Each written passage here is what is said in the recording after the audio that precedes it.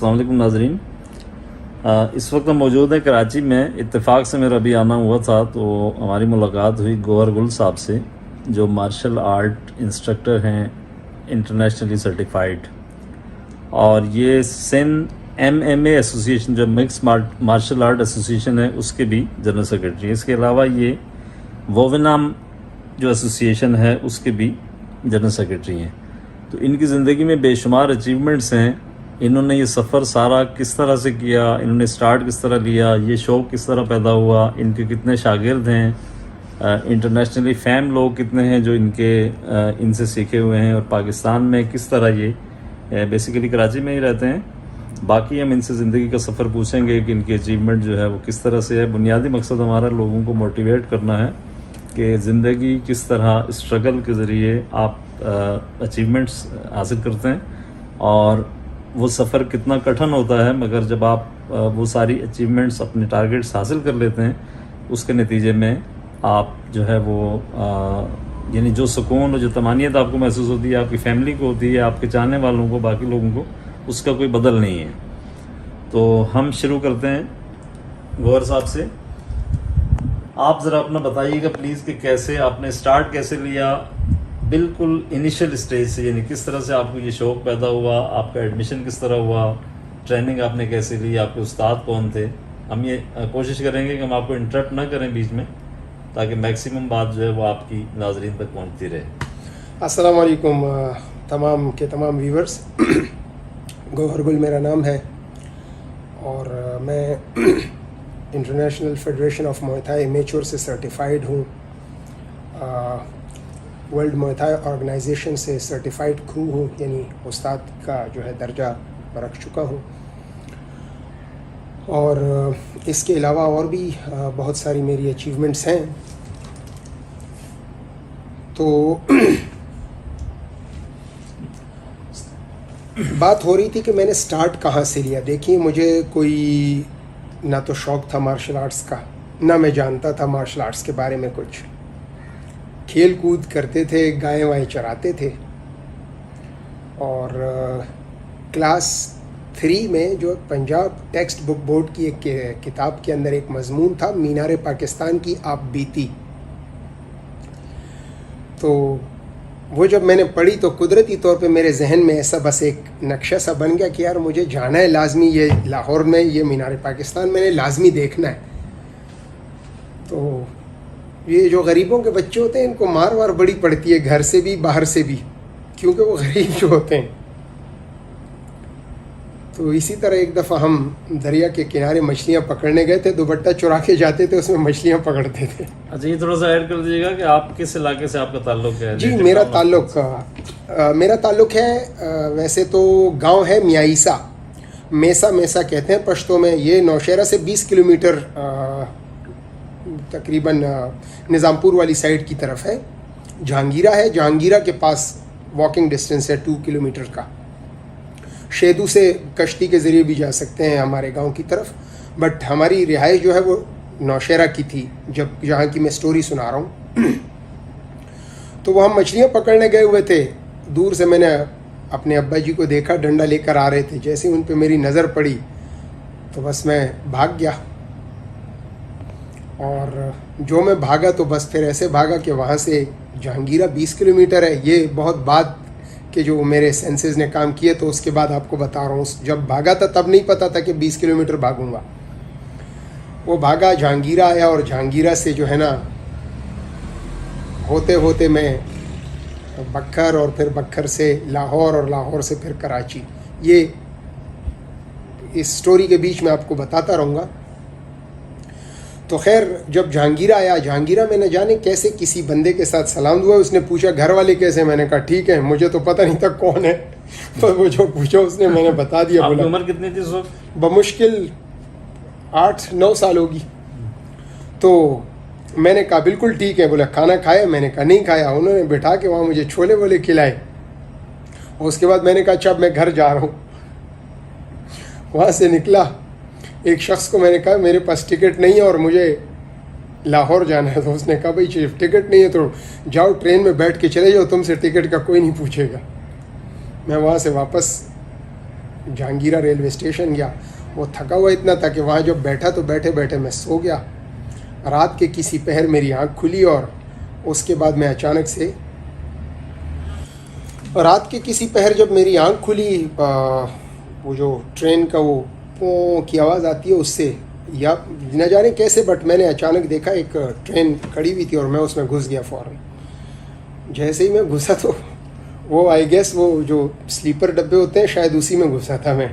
और इत्तेफाक ऐसा कह लें कि एक कैप्टन साहब थे जो अपनी शिफ्टिंग कर रहे थे, तो वो वहाँ से अचानक मेरे साथ उनका टाकरा हुआ। उन्होंने कहा कहाँ जा रहे हो? मैंने कहा मैं लाहौर जा रहा हूँ। तो उन्होंने कहा अच्छा, और साथ में कौन है? मैंने कहा मैं हूँ, मैं अपने भाइयों को ढूंढने जा रहा हूँ। माँ बाप बोला कहाँ है? मैंने कहा माँ बाप तो नहीं है मेरे। उन्होंने वहीं से ही हाथ से मुझे पकड़ा, किसी और डब्बे में गए, वहाँ अपने बैटमैन के साथ मुझे बिठा दिया।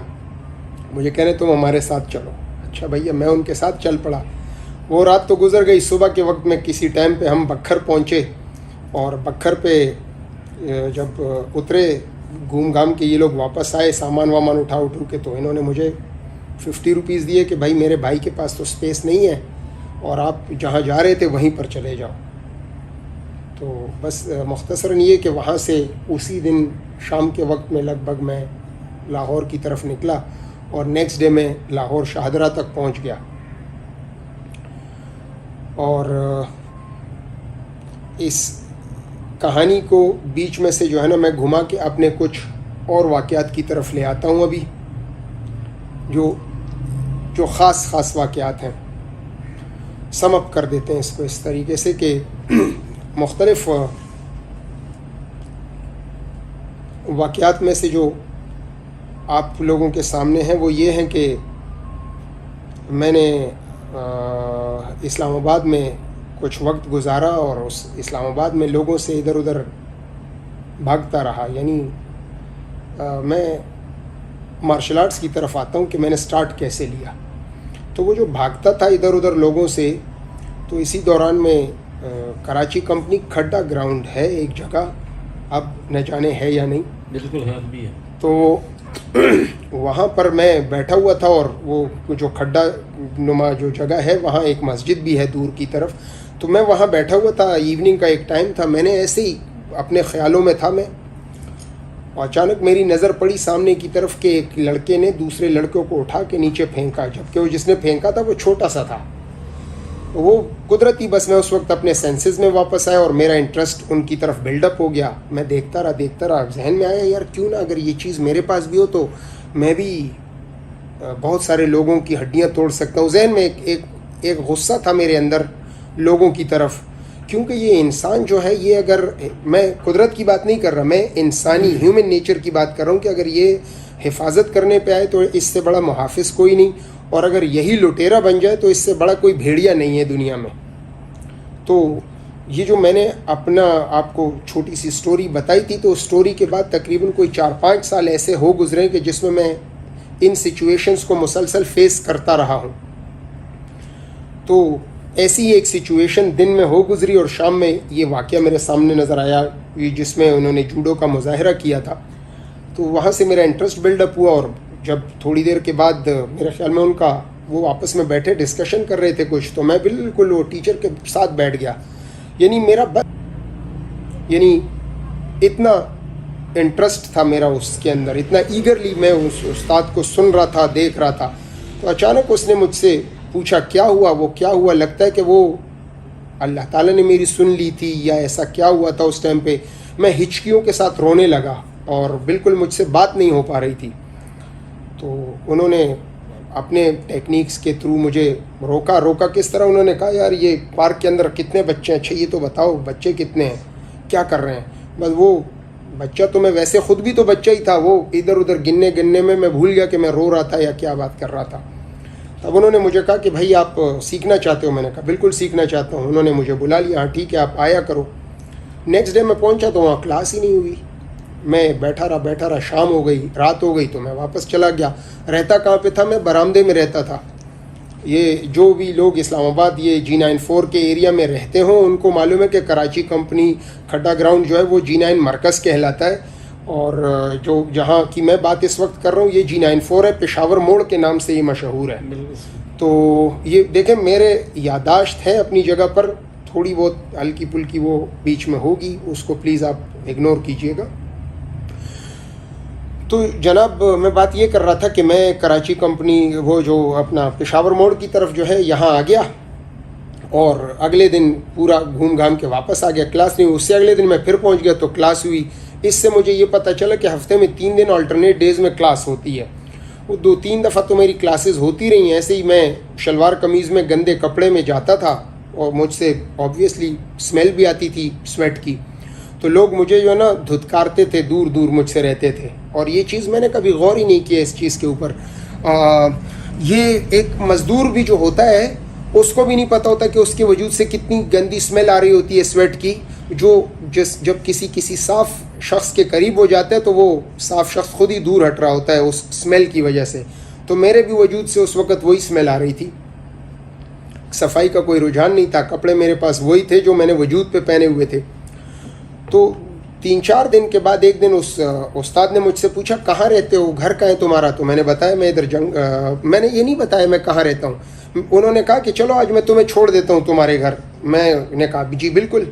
वो मेरे साथ चल पड़े।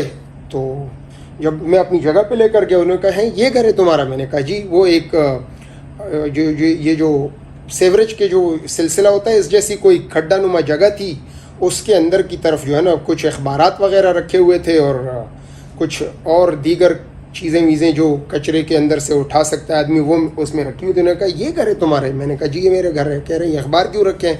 मैंने कहा ये सब मैं पढ़ता हूँ। तो मुझे कहता है तुम्हें समझ में आती है? मैंने कहा नहीं मैं पढ़ तो लेता हूँ, समझ भी लेंगे जब वक्त आएगा, फ़िलहाल तो पढ़ाई का शौक़ है। तो ये पहली दफ़ा उन उस्ताद के साथ वो सिलसिला हुआ और उसके बाद मेरे ख्याल महीना भी नहीं गुजरा होगा कि वो उस्ताद जो है वो मुझे 3 दफ़ा ज़्यादा से ज़्यादा कोई भी टेक्निक सिखाते थे। अब इसको मेरा शौक़ कहें, अल्लाह ताला का ख़ास फ़ज़ल कहें। अच्छा, आप इस्लामाबाद से रावलपिंडी से जब कराची आए तो आपके पास उस वक्त क्या था? मतलब ब्लैक बेल्ट आप थे? जी मैं बिल्कुल ब्लैक बेल्ट था। अच्छा, मार्शल आर्ट्स में ब्लैक बेल्ट ले चुका था, इवन के कुछ ट्रॉफियाँ भी जीत चुका था, लेकिन ट्रॉफ़ी वगैरह कोई भी नहीं थी मेरे पास, क्योंकि वो जो मैंने आपको जिक्र किया था कि जगह ऐसी थी जिसकी ना चारदीवारी थी ना कुछ।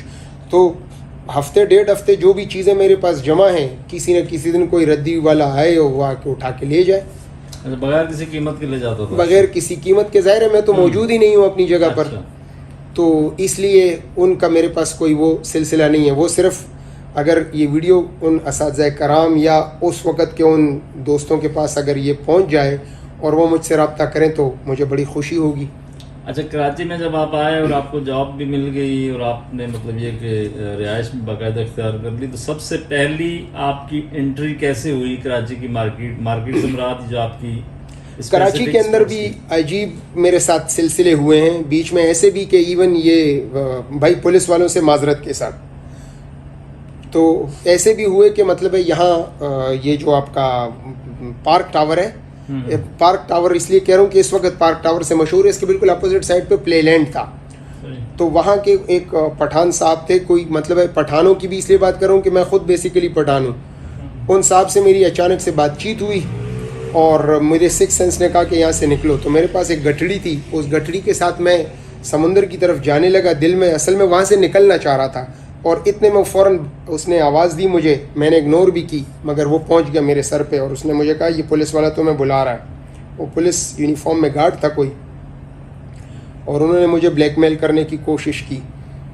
तो हालात के साथ चलना जो है ये अक्लमंदी है, दानिशमंदी यही है कि आप हालात के रहमो करम पे अपने आप को ना छोड़ें, बस अपनी हिकमत अमली जो है ना इख्तियार करें। उस वक़्त मैंने वो इख्तियार की, उनकी हाँ में हाँ मिलाई और थोड़ी देर के बाद जब मुझे मौका मिला तो मैं वहाँ से भी भाग गया। ये उस वक़्त के हालात हैं कि जब मैं बरामदों में, यहाँ कराची में भी बरामदों में सोता था। इवन ये कयूमाबाद जो एक एरिया है यहाँ डिफेंस फेस 7 के आसपास, उस ज़माने में ये भी बहुत बड़ा नाला वाला होता था, इसके पास भी मैं सोया हूँ। महमूदाबाद की तरफ मुझे हलीम में, कराची टेस्टी हलीम के नाम से एक ब्रांड है जो अभी भी आजकल भी शायद हो कहीं, कराची टेस्टी हलीम, कराची हलीम की बात नहीं हो रही। तो उस वहाँ भी मैंने 2000 रुपये महीने पे नौकरी की है। और ये लोग उस वक़्त के गवाह हैं कि जब मेरे पास ना रिहाइश थी ना कुछ। फिर बीच में खुर्शीद हसन ख़ान का नाम लेना पसंद करूँगा। ये मेरे बहुत अच्छे असातिज़ा कराम में से हैं बॉडी बिल्डिंग के, और ये मेरे बॉस भी रह चुके हैं। इनकी जिमों पे मैंने काम भी किया है as a sweeper, as a gym cleaner, और फिर बाद में इंस्ट्रक्टर भी। तो तकरीबन 2000 का वाक़या है। मतलब है मैंने जो बॉडी बिल्डिंग के मुकाबले वग़ैरह किए हैं, मैं उस वक़्त सिक्योरिटी गार्ड होता था, और ग़ालिबन ब्लिट्ज़ सिक्योरिटी सर्विसेज के अंदर था मैं सिक्योरिटी गार्ड। और नाज़िमाबाद की तरफ मेरा मतलब है लोकेशन थी जहाँ का मैं गार्ड था। तो वहाँ जो लोकेशन के ऊपर मेरी एक फड्डा हुआ था इलाके के लोगों के साथ, वो बहुत अजीब व गरीब किस्म की सिचुएशन थी, जो कि मैं अभी सेंसर कर देता हूँ, छोटी सी है, वो लंबी है हो जाएगी स्टोरी। तो वहाँ मेरे वो लोकेशन मैंने सिक्योर कर ली, वहाँ मैंने नौकरी शुरू कर दी, लोगों के साथ दोस्तियाँ होने लगीं। तो वो 1-2 लोग मुझे अपने साथ लेकर चले गए जिम, और वहाँ जब जिम लेकर गए तो वो जिम का जो इंस्ट्रक्टर थे वसीमुर्रहमान साहब, एक वसीमुद्दीन कुरैशी भी हैं, ये बाद में मेरे बॉस के सूरत में सामने आएंगे। ये वसीमुर्रहमान की बात कर रहा हूँ, ये ब्लैक हॉक जिम, उन्होंने मुझे फ्री ऑफ़र की कि आप तुम्हारे भाई का जिम में फ्री में आओ और करो ट्रेनिंग। उस वक्त मैं सिक्योरिटी गार्ड था, और ब्लिट्ज़ सिक्योरिटी से मेरी नौकरी जा चुकी थी। मैं मार्शल सिक्योरिटी में जब सिक्योरिटी गार्ड था, इस लोकेशन पे रहता था मैं कुछ और गार्ड्स के साथ, जिन्होंने मतलब है मुझ पे एहसान किया था कि मुझे वहाँ रहने दिया था, मेरे पास रिहाइश नहीं थी। तो मैं गुलशन इकबाल वहाँ से रनिंग करके जाया करता था उस गार्ड की सूरत में। और इस वक्त मैं हूँ तो गार्ड, लेकिन सुपरवाइज़र की जो है फ़राइज़ अंजाम दे रहा था कोरंगी इंडस्ट्रियल एरिया में। तो गुलशन इकबाल से मैं बॉस के साथ गाड़ी में बैठ के आइए आता था, और यहाँ से फिर वापस गुलशन उनको ड्रॉप करके फिर वही रनिंग करके मैं नाज़िमाबाद जाया करता था। तो वो पहला जो है बॉडी बिल्डिंग का मुकाबला था, जिसके लिए मुझे बताया था कि भाई इंटर क्लब मुकाबला है और तुम्हें लाजमी आना है, इसमें पार्टिसिपेट करना है। मैंने कोई 18-20 दिन ट्रेनिंग भी कर ली थी बॉडी बिल्डिंग की, मगर इंटरेस्ट मेरा था नहीं। मार्शल आर्टिस्ट में था पहले से, उसमें इंटरेस्ट भी था, ट्रेनिंग भी करता था। खैर उसी दिन इत्तेफाक से 13 अगस्त थी, तो 13 अगस्त को वो स्पीच भी थी। एक इंस्टीट्यूट था ILP के नाम से, तो वहाँ मेरी जो है कोई पीपल पार्टी का कोई शख्स था जिसने फ्री में मेरी एजुकेशन का करवाया हुआ था कि यार बस जो भी कोर्स फ्री में मिलता था मुझे, मैं फ़ौरन उसको अचीव करने की कोशिश करता था। तो वहाँ पर उस मुकाबले में मेरी 5वीं पोजीशन आई। जब मैं क्लब आया तो मुकाबले चल रहे थे, उस उस्ताद ने मुझे गुस्से से डांटा कि जाओ दफ़ा हो जाओ। वो उन्होंने अपने तरीके से बात की, और मैं तो वैसे ही बेवकूफ़ किस्म का था, वहाँ से मुंह उठाए निकल गया वापस अपनी ड्यूटी पे। कुछ अरसे के बाद डिस्ट्रिक्ट लेवल के मुकाबले थे, तो उन्होंने एक पठान लड़का था जो कि मेरा मार्शल आर्ट्स में शागिर्द था, बॉडी बिल्डिंग में बहुत सीनियर था, वो पोजीशनें ले चुका था। उसके थ्रू मेरे पास मैसेज भेजा कि भाई इसको बुलाओ, किसी बहाने से बोलना कि आ जाए क्लब। मैंने क्लब फिर जाना शुरू किया और मुकाबलों की तैयारी की, और उस दफ़ा फ़ीस वसीमुर्रहमान साहब ने मुझे दी कि ये एंट्री फ़ीस है, आप जाइए और अपना रजिस्ट्रेशन करवा लीजिए। रजिस्ट्रेशन हो गई, अगले दिन मुकाबला था। ये खुर्शीद हसन ख़ान का मैंने नाम लिया था, मिस्टर पाकिस्तान 1967-68 के, यानी वो बहुत पायनियर हैं बॉडी बिल्डिंग के सिंध के हवाले से। वो जज थे उस पहले मुकाबले के। तो जब वहाँ मुकाबला हुआ, नेक्स्ट डे जब मैं स्टेज पर आया, यानी मुख्तलिफ पोजीशनें आती गईं, उस वक़्त ना मेरे पास ऑयल था, ना मुझे मालूम था कि कॉस्ट्यूम पहनते हैं, मुझे ये सब कुछ नहीं पता था। तो मैं एक जो पठान जो कॉन्टेस्टेंट था, जो मेरा स्टूडेंट रह चुका है मार्शल आर्ट का, उससे वो अपने स्टेज से नीचे उतरा, तो उससे मैंने उसकी कॉस्ट्यूम लेके पहनी मुकाबले पे जाने के लिए। उससे और मुख्तलिफ लोगों की जो ऑयलिंग की जो थैलियाँ थी, वो थैलियाँ अपने ऊपर लगा लगा के मैंने अपनी बॉडी की ऑयलिंग की। ये मेरा पहला मुकाबला है। और वो जब नेक्स्ट डे जब पोजीशनें आई 6th, 5th, 4th, 3rd, और जब फर्स्ट का नाम आया, तो जनाब जब ब्लैक हॉक का नाम आया, तो ऑब्वियसली उस क्लास के अंदर गौहर गुली था। तो सब लोगों ने आवाज़ें लगाना शुरू कर दी, ओ चाय वाला, चाय लेकर आ, चाय वाला। ये लोगों के तासुरात थे मेरे बारे में। और मैं गया अपनी फ़र्स्ट पोजीशन की पहली बॉडी बिल्डिंग की ट्रॉफ़ी उठा के और स्टेज से नीचे उतरा। तो जब नीचे उतरा तो अचानक से मुझे थोड़ी देर के बाद जब ऑयल वायल मैंने साफ़ कर लिया तो पता चला कि अभी तो मैंने टाइटल फाइट भी जीतनी है भाई। वो क्लास विनर्स जो हैं वो सब के सब फिर टाइटल के लिए फ़ाइट करते हैं। तो ऑब्वियसली मैं टाइटल नहीं जीत सका क्योंकि मैंने कभी ज़िंदगी में कोई भी फूड सप्लीमेंट नहीं लिए। बाकी चीज़ों को मैं सेंसर कर रहा हूँ क्योंकि बहुत सारे माफियाज़ हैं जिनके अगेंस्ट में बात चली जाएगी, उन सब से मैं माजरत। तो मैंने ज़िंदगी में कभी वो चीज़ें नहीं की, इसलिए टाइटल भी नहीं जीता। इसी तरह मुख्तलिफ़ दीगर मुकाबलों में भी फिर बाद में आता रहा हूँ। बॉडी बिल्डिंग के तकरीबन 13-14 मुकाबले जीते हैं, जिसमें से सिंध यानी प्रोविंशियल लेवल पे भी फ़र्स्ट पोजीशन ला चुका हूँ लाड़काना से। और पाकिस्तान के लिए obviously first position, second position provincial जो होते हैं ये सेलेक्ट होते हैं पाकिस्तान के लिए। उस वक़्त मुकाबला था पाकिस्तान का पेशावर में, तो मैं जा नहीं सका था क्योंकि मेरे पास पैसे नहीं थे। और मार्शल आर्ट्स के सिलसिले में अब वापस आ जाता हूँ कि जो है 2004 या 5 का मेरे ख्याल नहीं सॉरी 2003 या 4 का वाक़या है कि ब्लॉक जे नॉर्थ नाज़िमाबाद में एक रेस हुई। करवाने वाले थे अलखिदमत वाले, यानी जमात इस्लामी वालों ने वो मुकाबला करवाया था। तो जब वो मुकाबला करवाया था उसमें मैं फ़र्स्ट, मतलब है आया मैं फ़र्स्ट था। चीटिंग करके उन्होंने अपने बंदे को फ़र्स्ट किया, मुझे सेकंड कर दिया। ऑनेस्टली खुल के बोल रहा हूँ। उन्होंने जब वो चीटिंग कर ली, मैंने शोर वोर मचाया, लेकिन उन्होंने वो ट्रॉफ़ी उसको दे दी, पैसे उन्होंने उसको दे दिए, मुझे 2000 रुपये इनाम मिला। बट नज़रों में मैं आ गया। तो उस वक़्त वहाँ पर एक हमारे साथी थे, उसका नाम शेख इब्राहिम राशिद, आजकल जनरेशन पब्लिक स्कूल के स्पोर्ट्स कोऑर्डिनेटर हैं। ये उस वक़्त बीकन हाउस में जॉब करते थे एज अ टीचर। और इन्होंने मुझे जब उस मुकाबले में इनकी 10वीं या 11वीं पोजीशन आई थी, इन्होंने मुझे कहा कि यार वो तुम ऐसा करो अपनी CV दो, वहाँ बीकन हाउस में एक वैकेंसी है मार्शल आर्ट टीचर की, तो तुम वहाँ आ जाओ। वो मार्शल आर्ट टीचर के लिए मैं नेक्स्ट डे पहुँच गया। मैडम से बात हुई, अंग्रेज़ी में बातचीत हो रही थी। उन्होंने कहा कि व्हाट्स योर क्वालिफ़िकेशन। मैंने उनको कह दिया जी बैचलर्स। मैंने उन्हें कहा कि मैंने बैचलर्स की डिग्री है मेरे पास। और यूँ बातें होती रहीं। वो जाहिर सी बात है एजुकेशन मेरी नहीं है। तो अच्छा, फॉर्मल एजुकेशन आपकी बिल्कुल नहीं है? फॉर्मल एजुकेशन नहीं है। वैसे मैंने बहुत स्टडी की है, मास्टर्स लेवल की बुक स्टडी कर चुका हूँ। बट अगर आप कहेंगे कि मास्टर्स की डिग्री कहाँ है आपकी, तो मेरे पास कागज़ नहीं है, डिग्री नहीं है मेरे पास। तो वो जो है ना, बातों में उन्होंने कहा कि जी आप अपनी डिग्रीज सबमिट करवा दीजिएगा। जब उन्होंने डिग्रीज का बोला तो वो तो मेरे पास थी नहीं। मैं वापस गया जिम, खुर्शीद हसन खान साहब को मैं उन्हीं की जिम पे नौकरी करता था, उन्हीं के जिम में रहता था। उनको मैंने कहा भाई इस तरह हुआ है, तो उन्होंने मुझे मना कर दिया। बोला अगली दफ़ा एक काम करो, दोस्त को बोलो कि मैडम को बोलें भाई उसका एक्सीडेंट हो गया, उसका पाँव टूट गया है। मैंने कहा जी ऐसा क्यों बोलूँ? बोला इसलिए कि बेटा अगर तुम जाओगे तो वो झूठा हो जाएगा क्योंकि उसके रेफरेंस से जा रहे हो, और अगर तुम नहीं जाते हो तो भी उसकी बात ख़राब होती है। तो ऐसा करो, उसको मना कर दो कि भाई तुम नहीं जा रहे क्योंकि तुम्हारे पास डिग्रीज तो है नहीं। तो अगले दिन मैंने रातों रात उस दोस्त के पास पहुंच गया, उसको बताया ब्लॉक जे में कि यार इस तरह। उसने कहा आप आ जाना देखेंगे। उसके जहन में था कि शायद मेरे पास कोई जाली डिग्री बनी हुई है। मैंने कोई जाली डिग्रीज नहीं बनाई हैं। मैं पहुंच गया अगले दिन स्कूल और मैडम को जाके मैंने कह दिया कि जी इस तरह मामला है। और मैम रिफ़त नसीर नाम है उनका, मैं उनका बहुत शुक्रगुजार हूँ, उन्होंने मुझे बहुत सपोर्ट किया है। तो जब मैं उनके पास गया मैंने बताया जी मेरे पास इस तरह है कि एजुकेशन तो नहीं है। मेरे मास्टर ने कहा कि भाई तुम अपने स्किल्स दिखाने जा रहे हो, अपनी एजुकेशन थोड़ी दिखाने जा रहे हो।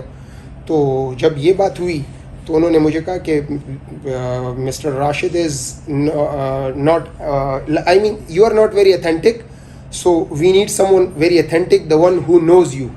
और इस तरीके से जो है ना उन्होंने मुझे कहा। तो मैंने खुर्शीद हसन खान का नंबर दे दिया। फिर आई डोंट नो कि कब वो गए, कब उनसे मीटिंग हुई, बट उसकी बदौलत ये हुआ कि मुझे जॉब मिल गई वहाँ पर। अच्छा जी, आपकी माशाल्लाह बड़ी ज़बरदस्त स्टोरी है ज़िंदगी की और जद्दोजहद की और कामयाबी की। तो ये बताएं कि अब तक की आपकी अचीवमेंट्स अगर आप इन शॉर्ट आप बयान करें तो क्या क्या है? देखें जी, एजुकेशन के हवाले से ये है कि मैंने फ़िज़िकल एजुकेशन में डिप्लोमा ले लिया है। ऑनलाइन टीचिंग्स जो हैं वो बाहर ममालिक की कुछ यूनिवर्सिटीज़ हैं जो कि ऑफ़र कर रही हैं, तो वहाँ से मैंने न्यूट्रिशन का डिप्लोमा कर चुका हूँ, फ़िज़िकल थेरेपी का डिप्लोमा कर चुका हूँ। और इस तरीके से यानी तकरीबन पढ़ाई कह सकते हैं आपके। हाँ, ये तो एजुकेशन हो गई ना, आपकी जो अपनी फील्ड की जो अचीवमेंट्स हैं, अवार्ड्स उसके अंदर देखें जी, मैं थाईलैंड में जो इफ़मा है, international federation of Muay Thai amateur, वहाँ से मैं सर्टिफाइड क्रू हूँ। World Muay Thai federation, world Muay Thai council, इससे मैं सर्टिफाइड सी क्लास का जो है ना क्रू का सर्टिफिकेट है। इसके अलावा पाकिस्तान क्योकेशन का इकान का जो है मैं ब्लैक बेल्ट फर्स्ट डान हूँ। WTF जो है ये सेउल कोरिया में इनका जो है ना हेडक्वार्टर है, कुकीवान ताइक्वांडो का। मैं ताइक्वांडो में ब्लैक बेल्ट फर्स्ट डान की डिग्री रखता हूँ। बॉडी बिल्डिंग में प्रोविंशियल लेवल पे फर्स्ट पोजीशन होल्डर रह चुका हूँ, बॉडी बिल्डिंग के मुकाबले किए हैं। मैराथन रेसेस कर चुका हूँ एथलेटिक्स वगैरह में। और मेरे ख्याल बहुत बेशुमार अचीवमेंट्स हैं। तो आपकी इस वक्त आप कौन कौन से क्लब हैं जिनको आप मतलब रन कर रहे हैं? जी, वैसे तो बहुत सारे क्लब्स ऐसे हैं कि जिनको मैं ट्रेनिंग करवा चुका हूँ, ऑन एंड ऑफ। इस वक्त रिसेंटली एलिमेंट फ़िटनेस से जुड़ा हुआ हूँ। एलिमेंट फ़िटनेस में मैं अपनी खिदमत सर अंजाम दे रहा हूँ।